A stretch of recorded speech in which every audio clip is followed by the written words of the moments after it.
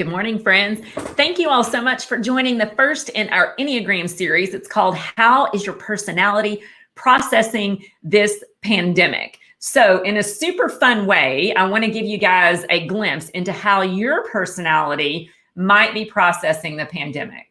So watch this super fun video with me. I can't believe that people are hoarding. I'm making care packages for our neighbors. We do not need this much toilet paper. And you can also download my free ebook, Work from Home Under Quarantine, by swiping up. I'm just going to nap a little while longer. I'm just researching all the facts about COVID-19. You know, it never hurts to know everything. My time has come. I was made for this. Morocco, Croatia, New Zealand. Let's go to all three. I don't care if it's shelter in place. I'm going for a freaking walk. I don't know. Stop having me make decisions, okay? I'm leaving. Hi.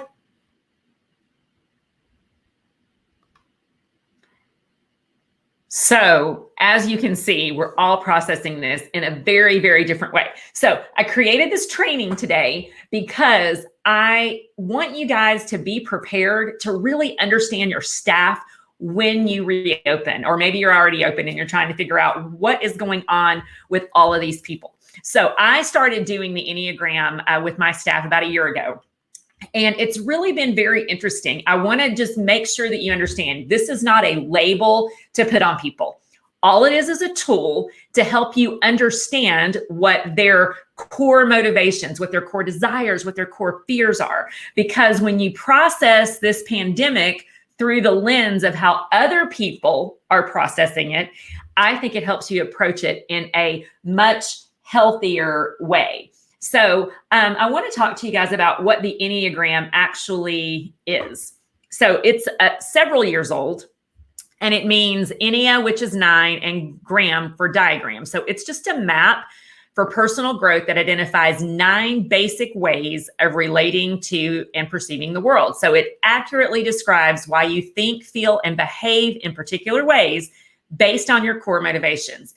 So understanding the Enneagram has the power to give you more self-awareness, forgiveness, and compassion for yourself and for others. And I think it's super important that we all have some compassion for ourselves, to kind of hold space for where we are and how we are going to process everything.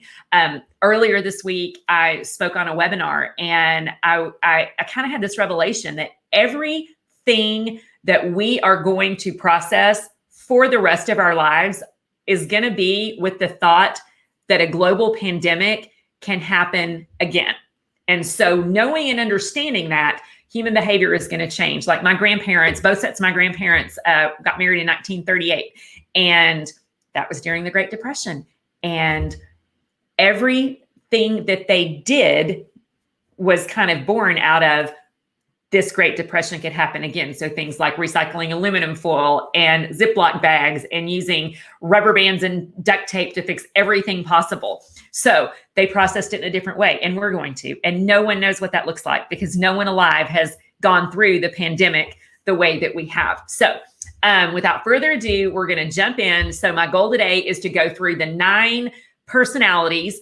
I've got some social media templates for you guys to grab after this. So if you want to go to BethCannonspeaks.com/Enneagram PP, that just means Enneagram post-pandemic, you're going to see some of the slides in here that I'm sharing, and you can download those and you can share them with your team, just so you are aware that they are aware that you're aware of what their personality is, what are they afraid of, what do they most need in their lives. And I think it's a really great tool to help show them some compassion. So let's dive into the number 1. They are the perfectionist. I'm married to one. They are rational, principled, purposeful, self-controlled, and perfectionistic. So what they love, they super love being right, accurate, and virtuous. But the things that break their heart is being wrong, bad, perceived as evil, or even unredeemable. They can lean in and they can get really, really sensitive when they become resentful. So they repress their anger that could kind of lead to this frustration and dissatisfaction with themselves and others. They shine when they know that they're good. And some popular ones are Steve Jobs, who started Microsoft, Apple, Rudy Giuliani, and Michelle Obama. So here's your social media post. The perfectionists, they slay when they are banging out processes and finding new ways and systems to keep people healthy and safe. And they need to pray when they're feeling judgmental, resentful, and with the wrong way that others are processing this uncertainty. And post-pandemic, they are going to be making sure that everyone is following the rules. So more than likely, you're going to have some people on your staff or in your world, in your sphere of influence, who are ones. And they need to do everything perfectly. Like I said, my husband is a 1. And when we were going through premarital counseling, the pastor had us take this personality test. It was the first one I ever took. And he said, got some news for you guys. One of you is complete opposite on this end, and the other one is the complete opposite end of the spectrum on this end. And he said, it's either going to be really, really good or it's going to be really, really bad. And after 25 years of marriage and 21 of those years being business partners, it's been both. But understanding his need for perfection and his understanding my need for drive and productivity, because I'm a 3, has really helped us be successful in our marriage. And so when you're looking at your employees, understanding the ones who are 1, give them jobs to where they can be accurate, put them in charge of processes and procedures and making sure that things are done right, because they see the world in great need of systems, and the way that their brain works, they are going to be hitting on all cylinders when they can implement systems that are going to work best for you. So that is our Enneagram 1. The next number on the Enneagram is, of course, your 2s. And your 2s, these are the helpers. Now, I'll tell you, most teachers are 2s. That's the most common number for teachers. So they really love being appreciated and loved, needed, and wanted. Being rejected or unwanted, feeling worthless, needy, inconsequential, or unworthy of love. Bad deal for the 2s. They can struggle with pride, like denying their own needs, not being felt like their help is being received. They shine when they are feeling wanted and loved. And their rock stars are Mother Teresa, Dolly Parton, and Mr. Rogers. My goodness, what great people to get to identify with if you're a 2. Okay, you guys are slaying when you're helping others in your community, whether you're buying toilet paper or making face masks to keep them safe. But you need to pray when social distancing is kind of creating conflict and anxiety, because you are missing the connection you so need. And then coming out of this, you want to organize meals, listen to those who need consolation, hug all the people, but following all these rules is really hurting your heart. So managing 2s who are teachers, that can be difficult, because this social distancing has been probably the hardest for your 2s than for anyone, because they are very loving and nurturing and helping. So when you've got a 2 who just wants to love on all the babies, love on all those kids, nurture them, and physical touch is very important to her connection, that's going to be difficult, because you're going to have to ask her, maybe, pull back a little bit. You can't hug all the people all the time like you always have. And so finding just kind of a new way of connection and what that looks like can really, really be a challenge for the 2s. So again, knowing who your 2s are and knowing how you can help them help themselves and help others, finding ways for them to help and connect, it's going to be super important. All right, let's move on to the 3s. So your 3s, they are the achievers. They are success oriented. They are adaptive. They like to excel. They are driven, but also image conscious. So 3s feel great, feeling worthwhile, productive, and admired. But their heart breaks when they are exposed or thought to be incompetent or inefficient, failing to appear successful. They can be broken by deceit, deceiving themselves into believing that they are only the image that they present. Their worth is in their work. So 3s, and I'm one of them, we just need to be loved for simply being us. And some famous 3s are Oprah, Beyonce, and Michael Jordan. So while this is going on, we are slaying because we are obsessing about how our pivot is going to make the world a better place. But we need to pray when workaholism consumes us in an effort to avoid potential failures. And while we're trying to figure out how to win parents over with new ways of making our school the best, our innate desire to push others to be their best could possibly be pushing them away. And for those of us, again, who feel like our worth is in our work, and I'll tell you guys, that has been a struggle for me for most of my life, is that struggle. And so we can lean into workaholism. And when our work goes away, or when everything that we've worked for seems to have just completely collapsed like a house of cards, it's difficult. It's been a really, really hard time. What's been encouraging is that through all of this, we're figuring out like, okay, what's next? What's next? Our need to feel worth and productive has driven us to get up every day and put on real pants or put on makeup or take a shower or stay exercising or whatever it is. So knowing your threes, believe, like their core theology is that action is the antidote to anxiety. So when you know who they are, you can help honor that, and they will be some of your hardest workers and best people to pivot right out of this pandemic. All right, next up are fours. These are the creative. Also, they're called the romantic. They're expressive, dramatic, but they can be self-absorbed and temperamental. They really like being unique and authentic. And so what hurts them is feeling inadequate or emotionally cut off, which of course has been very difficult during the pandemic. They struggle with envy, feeling like they are flawed and that other people have the very things that they are missing.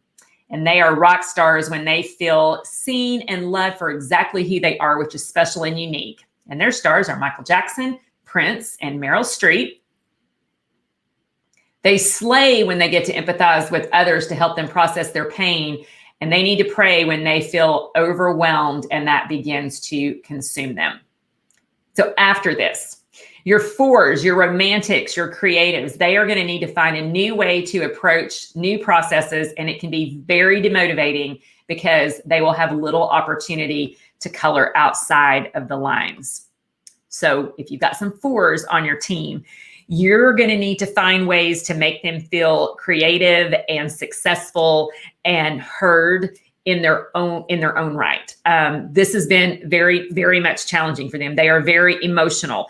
They sometimes, tend to wear their emotions on their sleeves. So like if you're a 3, for example, you could be frustrated with some 4s because they're processing their emotions and you just want to get them to work. So again, understanding how to pull them out of that and honor the way that their personality works is going to help you to turn some of their creative talents into performance, which is really important for you as their leader.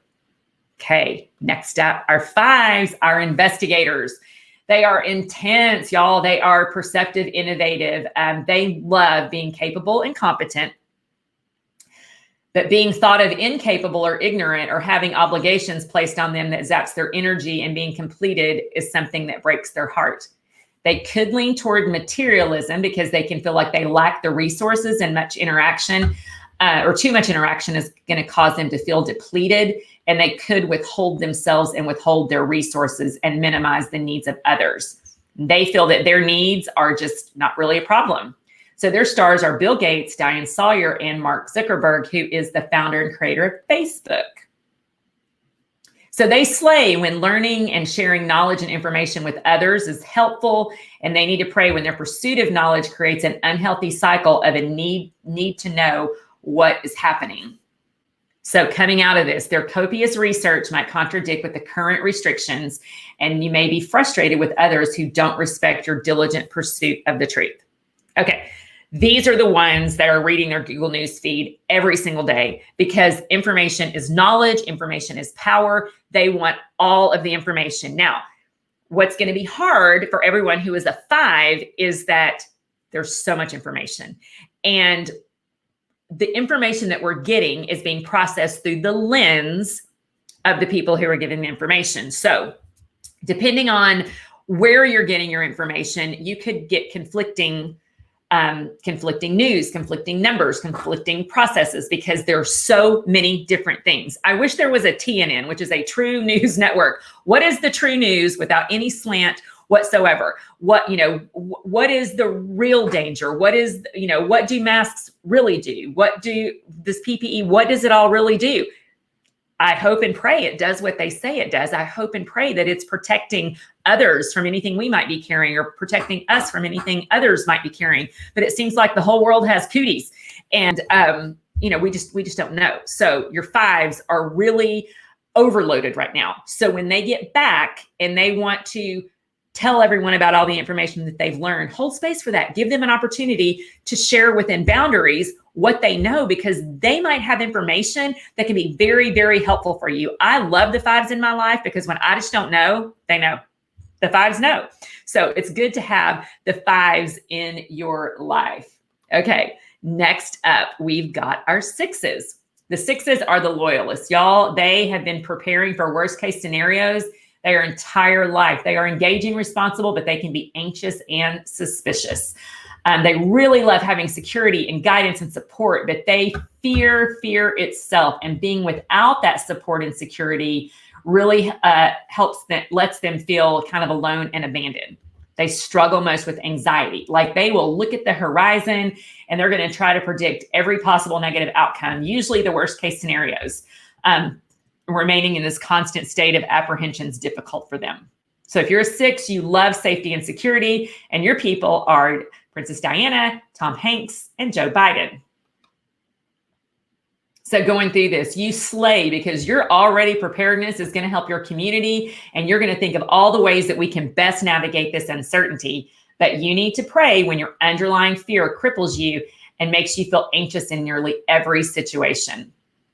So coming out of this, the pursuit of finding safety and security and being prepared for what's to come can feel you leaving very overwhelmed and withdrawn. Okay, know your sixes.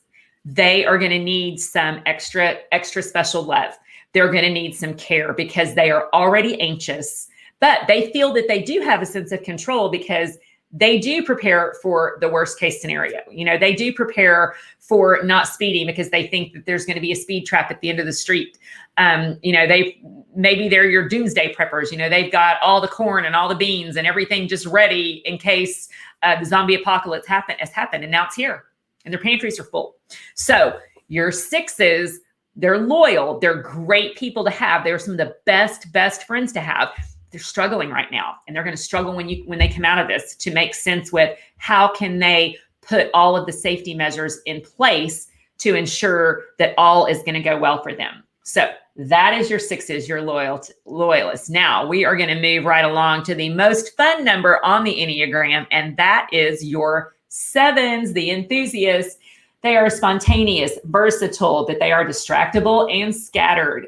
They love being happy and satisfied and content, but it really hurts them if they feel deprived or trapped in pain, limited, heaven forbid, bored, because they feel like that they are really missing out on some fun. They can struggle with gluttony, possibly even addiction, feeling like this great emptiness inside because they just can't get enough experience. They shine when they know that they're going to be taken care of. And their stars are John F. Kennedy, Eddie Murphy, and Robin Williams. So their pandemic personality is they slay because their contagious joy spills over and helps everybody see the positive possibilities for the future. But they need to pray when they feel clamped and isolated, possibly making light of others' anxiety because they are overly optimistic. And coming out of this, their belief that new ways may not be any fun, and that can make them feel clamped and isolated. Now, I'm the mom of a 7. And last year I went to counseling, just found a Christian counselor just for kind of like a little tune-up. I was kind of a new empty nester and I needed to process the changes that had gone on in my life. And one of the things that she asked is, do I know the enneagram numbers of our family? And I do. My husband is the 1, like I mentioned. Our daughter is a 2. She is a helper. And she is one of the best helpers ever. She just graduated from college and she is working as an early intervention specialist. So she loves, being able to help their families, help them understand what's going on with their kids. So she's perfect at that job. My son, who has just finished his sophomore year in college, is a 7. So it has been very difficult for him to be in the quarantine. I'm not exactly sure how well he social distanced. He stayed at college, and I know a small group of friends were there because it's very, very difficult for him to be shut in. And so, finding ways to stay connected with people and to make sure that he was continuing to have fun. That was really difficult, especially being difficult being parented by a perfectionist dad who wants to make sure he does the right thing, and an achiever mom who wants to make sure that he's his very best doing the right thing. Because as a 3, and I'm just going to be really honest, we love when our kids make us look good, because if our worth is in our work, right? Our kids are our greatest work. So if you're a 3 mom of a 7 kid, I'm praying for you, because they just want to have fun and they do not understand your need for them to do all the right things and succeed in all the right ways that we know that they can. So when you have 7s that are working for you, understand it's about them having a good time, having experiences. So think about with your 7s, like, what can you do to help them thrive in this? Because feeling clamped and isolated is going to be difficult for them. And we all have some new rules to learn. And our next number on the Enneagram is our 8s. And our 8s, they're the challengers. And so they are looking at this with a lens of some difficulty, because they are self-confident and decisive, but they can also be willful and confrontational. They can be sassy. So they love being able to protect themselves and those in their inner circle. But being weak, powerless, harmed, controlled, or vulnerable is not good for your 3s. They do have a need for power. They are constantly desiring intensity, control, and power, pushing themselves willfully on life and people in order to get what they desire. They have very, very strong convictions, and they shine when they know they will not be betrayed. So the challengers are, this might be no surprise, President Trump, Mark Cuban, and Roseanne Barr are your challengers. So during the pandemic, their leadership can be used to activate others to seek justice and speak for those not being heard, but they need to pray when they're being impatient with others and lacking action causes them to be angry or resentful. So in managing 3s or 8s, they are going to question every single guideline, wondering if all of this is really necessary. Challenging current restrictions can be your new game, and they really, really need to win. Again, knowing that an 8 is an 8 is going to help you realize that's who they are. They've got some really deep core motivations that are motivating them to challenge and see things from a different perspective. So my pastor's wife is an 8, for example, and she is very principled, knows exactly what she wants, knows exactly what she doesn't want. And that personality is sometimes kind of hard to live in this fishbowl, where her life is. Anytime that you're in ministry, I feel like it's kind of like you're living your life in a fishbowl, and everyone is kind of looking to you to make sure that you're doing things the right way. And Sarah does things based on the convictions that God places on her heart, and she's super confident in that. And your 8s are super confident in that.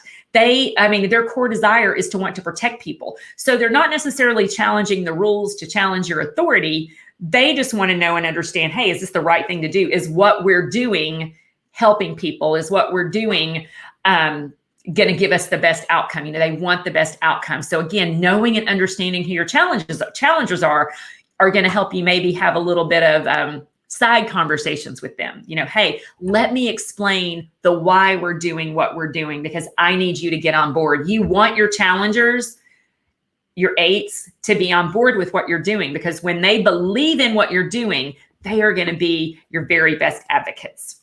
Okay. And the last number on the Enneagram is the 9. Like I said, there's only 9 numbers.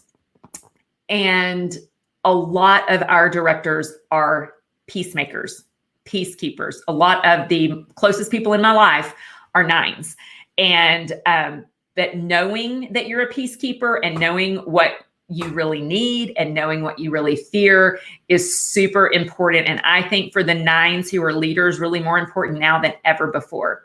So as a peacemaker, you are receptive and reassuring, and you can also be very agreeable and complacent. So having this inner stability and peace of mind is what you really love. What absolutely breaks your heart is being in conflict or tension, feeling shut out or overlooked, and losing connections in relationships, which of course has been very difficult throughout the pandemic. You can tend to lean into laziness, like you have this unrealistic and idealistic world that is going to need to happen for you to keep peace. And so sometimes you just kind of numb out to your passions and desires. So your presence really matters. Like when you know that when you can feel present with your people, that's important to you. And your stars are the Dalai Lama, Bill Clinton, and Marie Kondo.